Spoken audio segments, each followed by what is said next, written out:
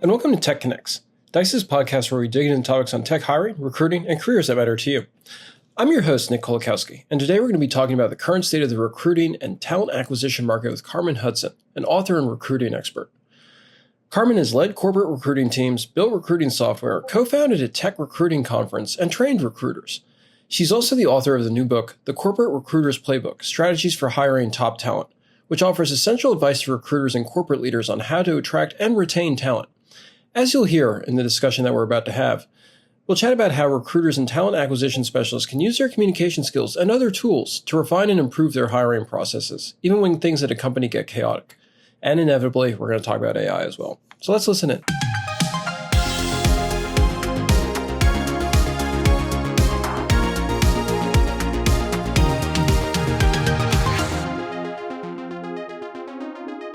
So with the current the tech talent landscape is always competitive. There's always companies that are seeking kind of the hottest tech talent out there. And then there's tons of technology professionals who are always looking for new jobs, better jobs, et cetera, et cetera. And it seems to be getting more complex than ever, especially with the advent of AI and all these specialized technologies that companies want to get on top of and weave into their tech stacks and so on. You just wrote a book dealing with this complexity and dealing with how recruiters and hiring managers and talent acquisition specialists can kind of see their way through all this, storm, this chaos, or whatever terminology you want to throw in there. What's top of mind for a lot of recruiters is how can they effectively digest and assess such a large volume of resumes and applications? How can they ensure that amidst all these people who are submitting their resumes and applications and everything else, that they're not overlooking kind of the best candidates out there? I figured given your book, you'd have insight because you're always watching this industry. So, yeah. I'm always watching this industry, and I saw an interesting talk online yesterday by a man by the name of Steve Yegi, and he used to be an engineer at Amazon. And he was actually talking about the eventual lack of need of junior developers. It's pretty in your face. Think about it. Oh my goodness. Our landscape's about to change tremendously kind of talk. It's about 20 minutes long. So I'll send you the link. But I would definitely recommend listening to that a little bit. For me, the biggest deal is recruiters and hiring managers having the really deep conversation about the skills that are needed. And in addition to skills, the actual behaviors that are needed in order to do the job well. And what I mean by that is, instead of looking for, a Java developer, you need someone who has built internal systems to do X, Y, and Z. And often recruiters go out there without as much understanding of what that actual need is. You need someone who is manager may need someone who can build coalitions and convince people that this particular technology solution is what's necessary. So you need someone who's highly capable in communication skills. So again, that means that you have to have a conversation with the hiring manager to deeply understand that need. You really must be able to present a candidate that is targeted, and you only do that through conversation. Mm-hmm. Just through passing this list of technologies back and forth, you will come close, but you'll get 75% there. And if we as recruiters are going to have to show our worth even more, 75% isn't good enough. We've got to get 95%. And 95% only happens when you have those conversations and you deeply understand the technical as well as the behavioral needs.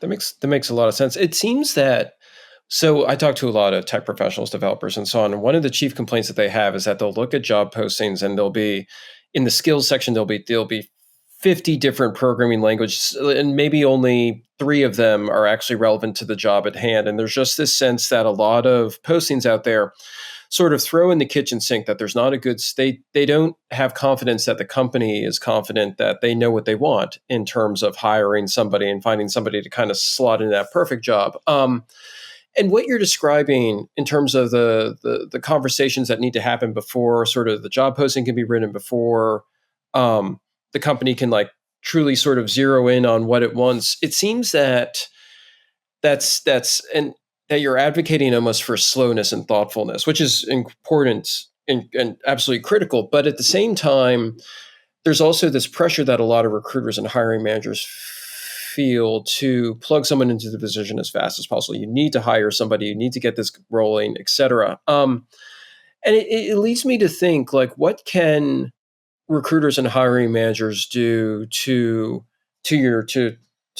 what you were just saying, to kind of push that conversation forward, to say, we need to slow down, we need to talk about this, we need to sort of resist this pressure, because resisting that pressure is difficult. I'm just wondering if you have any ideas about how they can proactively change that pace and get this done correctly the first time. Absolutely. Nick, as a junior recruiter, I wish I'd known me, because I spent so much time running and hurrying at the beginning when I should have slowed down, when I should have done exactly what you said, took the time to have those conversations, to dig deeply, to find model candidates and try to compare to those. It is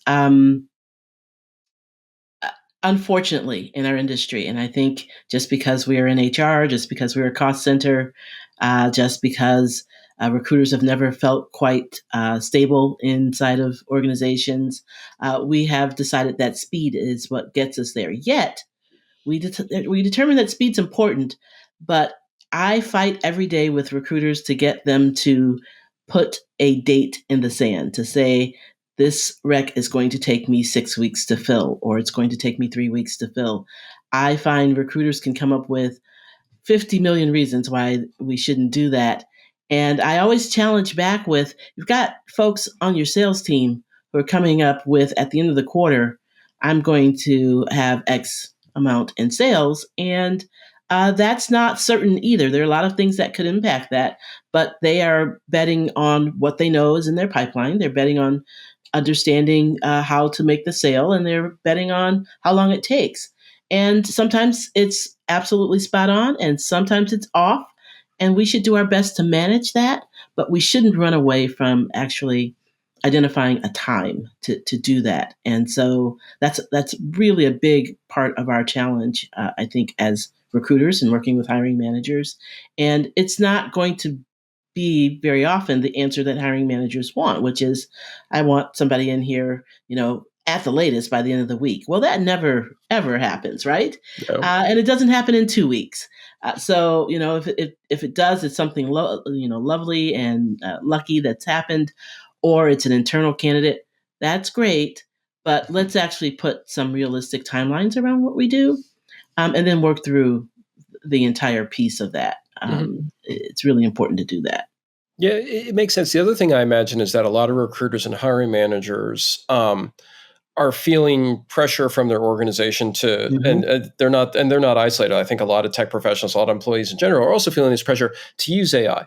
To, management is saying, find some magical AI tool that's going to go out there and miraculously come in and reduce your workload and speed time up and like find that perfect candidate and everything like that. And obviously, it's AI is impacting the tech process, and I'm wondering, from what you see in terms of your holistic view of the landscape, are there specific AI tools and techs for hiring managers to utilize to actually streamline candidate sourcing and evaluation and all the rest of these things? Or is AI not quite there yet? And despite all the pressure, this is still a human game in terms of kind of figuring things out. That's a really good question. I wish I knew the answer. Here's what I've seen.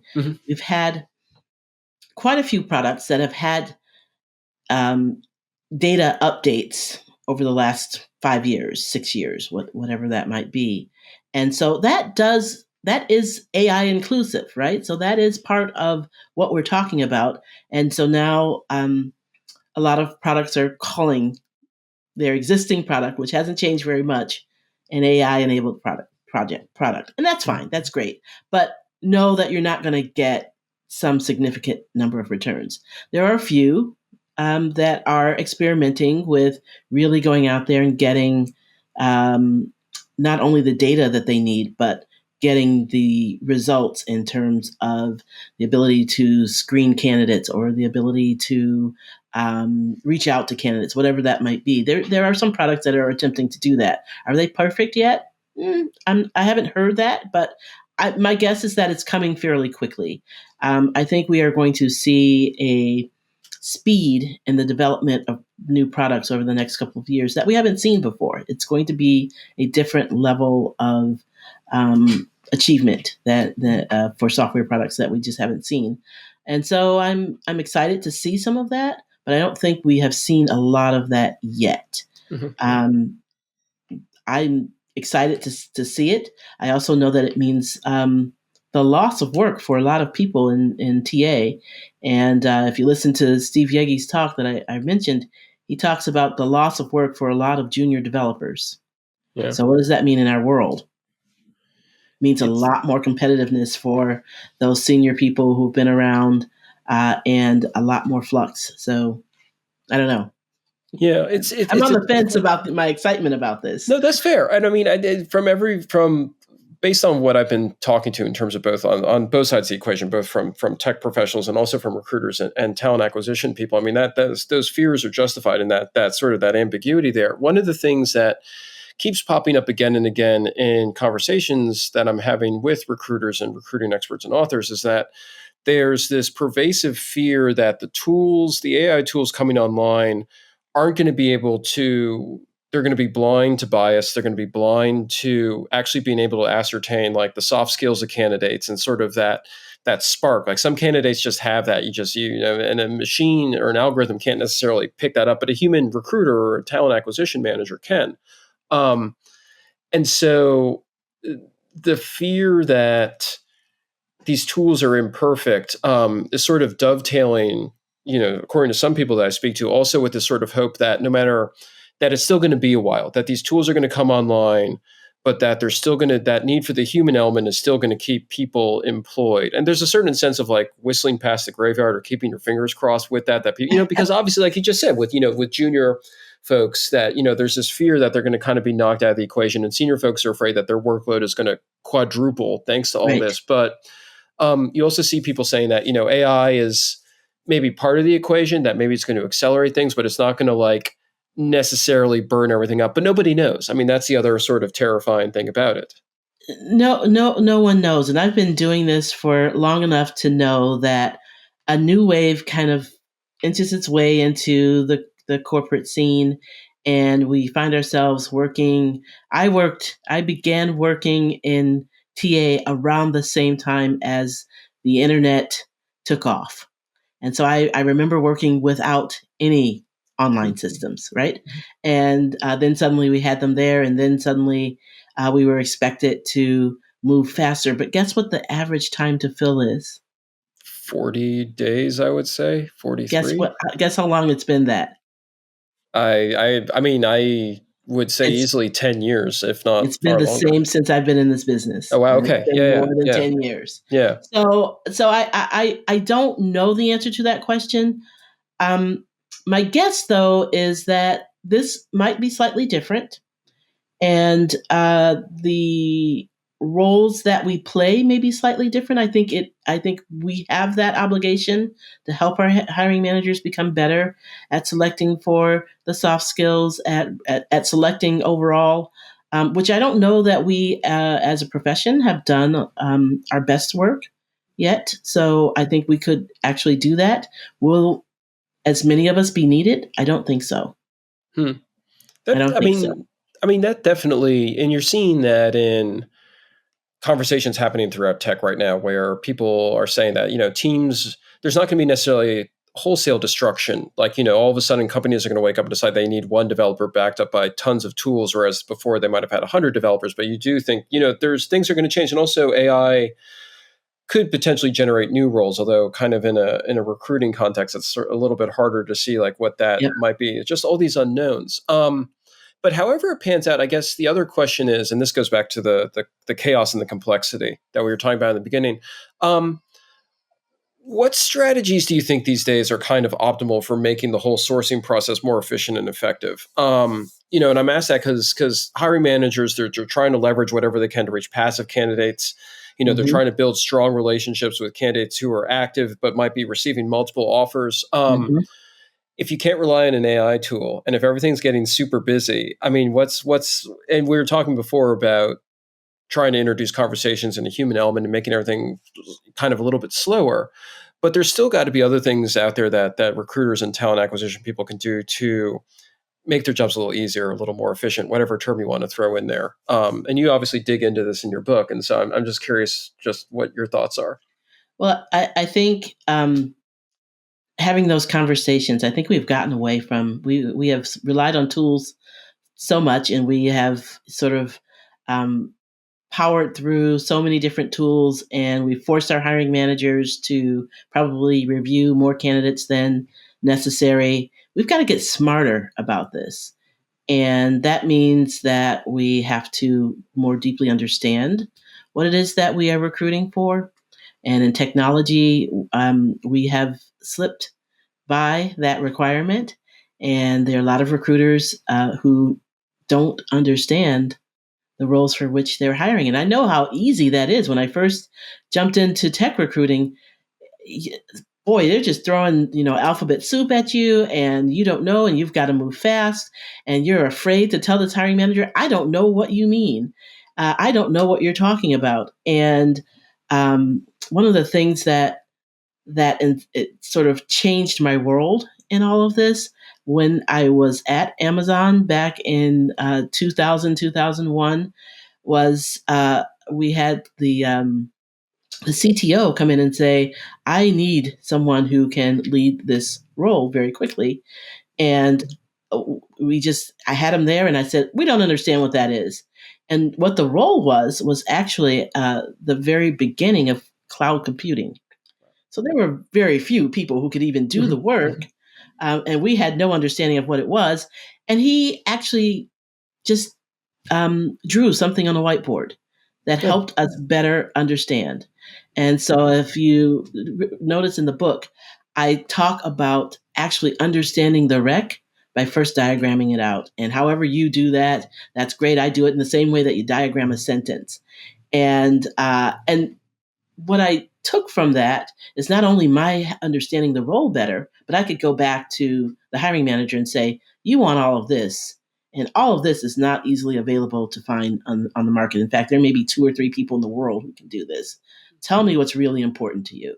And sometimes they take it and they say, I want all of this, you go find it. Sometimes they take it and say, you know what, cross this out. We can't do this. I know I can't find any. That was just a dream.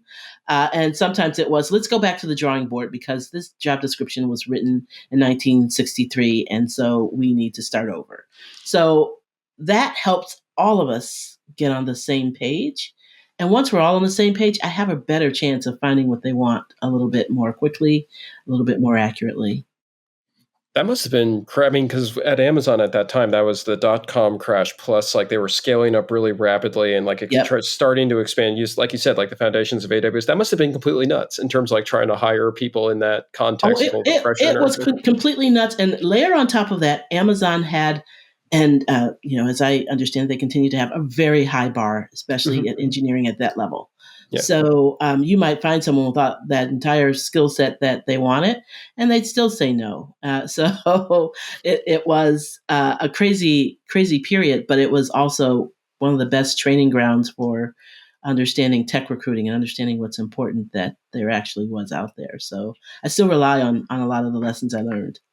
Yeah, no, I imagine it's still one of the things that I really love about Amazon as a company is, and I'm sure you probably had to do this, is instead of doing a PowerPoint deck or whatever, like having to actually write out a memo and sit there and like everybody reads through it and like kind of gets this deep nuanced understanding into the issue before people can engage in the meeting. Because you go into these meetings with people and in a hiring context, it's also an issue as well. And people aren't quite sure what's going on. Like they just have they're not sure of all the details. And I always thought to myself, like, if we just adopted no matter where I've worked, if we just adopted the Amazon technique of like, everyone writes an essay and everyone reads it, you feel like so many issues could be avoided and there'd be like a lot more clarity within the org than a lot of orgs have, maybe.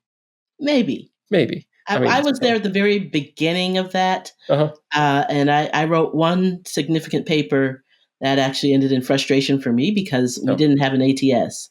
And so I wrote a paper about investing to get an ATS and why we needed to do this. And at the time, it was not an accepted proposal. So I walked around with my head on fire and really angry about this for a while. So I think that kind of clarity, that is what comes from that. Mm-hmm. And I would probably guess if I were to go back and find that paper, it wasn't clear, and who knows what I knew. Yeah. I was a junior recruiter who was probably promoted too quickly, so who knows what that paper said. But the idea is that we stop and we reflect and we really understand and we boil down the true need of what it is that we are looking to build, that we're looking to buy, that we're looking to sell. I think often in corporate America, we go at things half cocked, and then we come back and go, "Oh, that didn't work." Well, probably Yeah. wasn't going to work from the beginning if we'd sat down and thought about it, right? Yeah. Which is Yeah. unfortunate because by that point, obviously, like all these resources expended, and like, in the case, this happened in tech, with the pandemic, where you had all this almost like defensive hiring in a certain way, and then the drawback from there, which is really unfortunate. I guess, it's one of the things to that point. One of the things that pops up a lot when I talk to tech professionals is they get a little bit weirded out. It's like they'll be talking to their recruiter or their hiring manager. They'll be working their way through the process. At Amazon, this would be your fifth coding interview or whatever. And they get the sense that whoever they're talking to on the hiring side doesn't grasp sort of the technical concepts involved. Mm-hmm. But then on the recruiting side of things, if you're a recruiter and you're hiring, especially if it's a cutting edge technology like cloud or AI or something like that, and with everything going on with the chaos, you don't have the time to learn the nuances of the technology that necessarily allow you to deliver the evaluation, in a way that you understand everything that maybe the person you're interviewing understands it.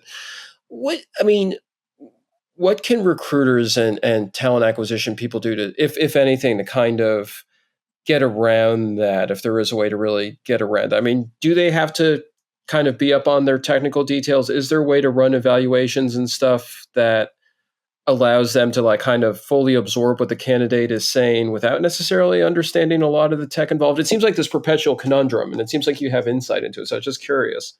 It is a conundrum, and and time is your enemy, right? Mm. Because you want to do this quickly, but you have no understanding of what you're doing, right? You are looking at this job description, and even if you've broken it down and you've diagrammed your job description, you still probably need to do a little bit of reading. I was just talking to Brian Fink, who is a tech recruiter who actually has written a book, and he breaks down every single technical piece in a way that is easily understood.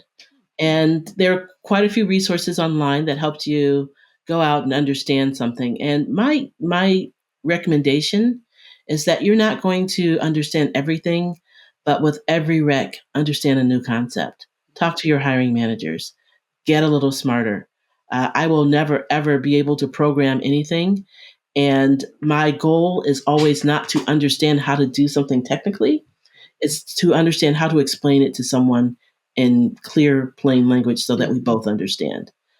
And to really understand, if you can't get to each of the technical pieces, at least understand what it is that this person would be expected to do and how that makes an impact on the company, on the product, et cetera, et cetera. So, yeah. yeah. It seems like that would map to the cultural side of things too, the soft skills / Mm-hmm. company culture, where you're trying to evaluate, and a candidate, obviously a lot of candidates are over rehearsed when they come in, and they're telling you what you think you want to hear, and so you're trying to kind of see through that or parse through that. It seems like that would almost sort of be the same thing, where you would come in and, you have kind of a grasp of what you're looking for culturally in your mind as a recruiter, and you're trying to like kind of figure out ways to evaluate that. It's probably difficult though. Cultural is difficult to evaluate for sometimes. It is and it isn't. So if you understand what you're looking for, if you sort of write it out and talk it through, I think what's interesting is you have a lot of recruiters who show up at the debrief meeting, and that's when they start to learn about these things, when it should be way earlier in the process. I advise recruiters to not get started on a rec until you've had a conversation and until you have scheduled weekly conversations with your hiring manager. Mm. And if the hiring manager doesn't have time to do that, they probably don't have time to recruit anyone great into the company. And that's really where your backbone, your skill, your experience comes into play. That's when you say, you know what? Our goal is not just to get a person, but it's to get a great person that meets these needs. Let's take some time and do that. And your hiring manager eventually will appreciate that, or at least they will tolerate you. So, it's possible. It's possible to get there. It doesn't happen very, overnight, but you can get there. It's also important. I mean, that's a note for companies to actually define their company culture, especially smaller ones. Like you run into these companies all the time where it's like they're so busy developing whatever they're developing, especially in a tech context, that it's like, oh, we'll worry about culture later. It's like, no, like culture is critical, for any team size or whatever. And like, a recruiter or an HR person will tell them that, but sometimes it takes some time for that lesson to actually sink in. It takes some time for that lesson to sink in. And it's really interesting because people get fired because they don't match the culture, not because they don't have the skills. And so you've got to spend as much time there evaluating, your need in the company, in your team, and in that particular role. What do you need from that standpoint? And as well as the skills in order to get to the person who's going to be successful in the role. Otherwise, you're always going to struggle. You've got to take that time up front. Hiring managers, recruiters, you've got to spend that time. It takes longer than you want it, but it's right now we're in the midst of, there's candidate soup in the ATS system, so tons of candidates. If you don't define that, you're just going to keep, having little bits of soup instead of having a full meal. So, yeah. And that's stuff that everybody needs to absorb. I mean, I don't think it's not a question if they should absorb it, they need to absorb it, because that's just the nature exactly. of it. And we resist it from all angles. And until we stop resisting, we will find ourselves in this same conundrum. If you're a hiring manager and you're out there and you're like, oh, I hired someone, but I know that there's someone better. That person didn't quite meet the needs. It's probably because you didn't spend enough time actually thinking through your needs and communicating that with your recruiter and understanding that and communicating that with your interviewing team so that everyone is assessing based on something that's real, not on something that they've imagined. So, yeah, that makes total sense. I love a wide-ranging conversation like that. Hopefully you found it interesting as well. Here are some key takeaways for you as you proceed along your own recruiting and hiring journey. First, to truly understand the specific skills and behaviors required for a role, go beyond surface-level discussions with hiring managers. Collaborate closely with them to create accurate and detailed job descriptions that clearly define both technical and behavioral requirements for the role. This ensures that candidates are well aligned with the role's needs. Second, prioritize quality over quantity in your recruitment efforts. Resist the pressure to fill positions quickly at the expense of finding the right candidates. Implement a more thoughtful and deliberate sourcing and screening process that focuses on identifying high-quality individuals who align with the role's very specific requirements. Third, leverage AI strategically to streamline certain tasks, but recognize its limitations. Combine AI with human judgment to ensure a comprehensive assessment of candidates. Stay updated on emerging AI tech and its potential applications in recruiting in order to optimize your processes. Fourth, invest in continuous learning to stay informed about industry trends, emerging technologies, and best practices in recruiting. Develop a deep understanding of the technical aspects of the roles you're recruiting for to effectively assess candidates' qualifications. Seek opportunities for professional development and upskilling to enhance your own recruiting expertise, if you have time. We hope this episode has helped you with some new insights into recruiting, especially in the context of tech. We'll see you next time, and remember, we are your best resource to find the tech talent you need to fill your open roles, and for tech pros, the best place to grow your tech career.